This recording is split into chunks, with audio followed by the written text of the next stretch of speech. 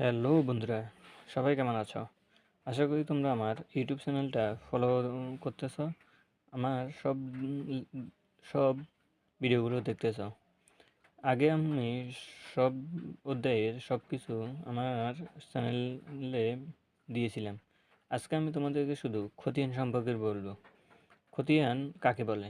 খতিয়ান বলতে বোঝায় একটি নির্দিষ্ট হিসাব বা অ্যাকাউন্টের বিস্তারিত বিবরণ, যেখানে সেই অ্যাকাউন্টের লেনদেনের সমস্ত তথ্য ধারাবাহিকভাবে লিপিবদ্ধ করা হয়।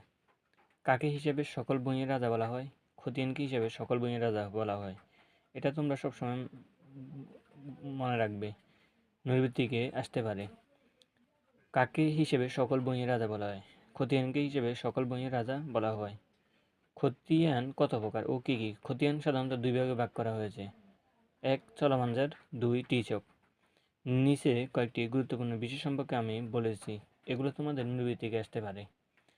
এগুলো চারটার মধ্যে যে কোনো একটা নৈর্ব্যক্তিক আসবেই। কি?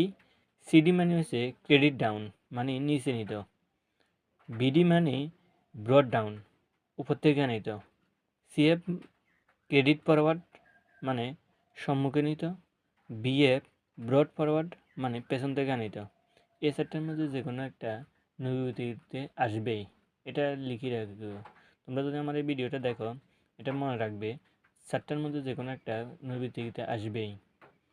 সাধারণত খতিয়ান বলতে কী বোঝায়? সাধারণ খতিয়ান বলতে কী বোঝায়? কোনো ব্যবসা প্রতিষ্ঠানে সব সাধারণের আর্থিক লেনদেনের ধারাবাহিকভাবে ও তারিখ অনুযায়ী লিখে রাখার প্রাথমিক খাতাকে সাধারণ খতিয়ান বলা হয়। আর সহকারী খতিয়ান বলতে, সাবসিডারি লেজার বলতে কী বোঝায়? সাধারণ খতিয়ানের বাইরে প্রতিটি লেনদেন ও প্রতিটি ফানাদারের জন্য স্বতন্ত্র খতিয়ান তৈরি করা যায়। তাতে করে নির্দিষ্টভাবে কোনো দেনাদার হতে কত টাকা কোন দেনাদার হতে কত টাকা পাওনা এবং কোন পাওনাদারের নিকট কত টাকা দেনা রয়েছে সহজে জানা যায়। তো চলো তোমরা ত্রিশক কীভাবে করবে, ত্রিশকে তোমরা খতিয়ান কীভাবে করবে, অথবা চলমান জারে তোমরা খতিয়ান কীভাবে করবে। চলমান জারে আমি সুন্দর করে লিখে দিয়েছি। প্রথমে লিখবে প্রতিষ্ঠানের নাম, খতিয়ান, হিসাবের নাম, তারিখ, বিবরণ, যাবতীয় পৃষ্ঠা, ডেবিট টাকা, ক্রেডিট টাকা, উদ্ভিদের মধ্যে ডেবিট ক্রেডিট।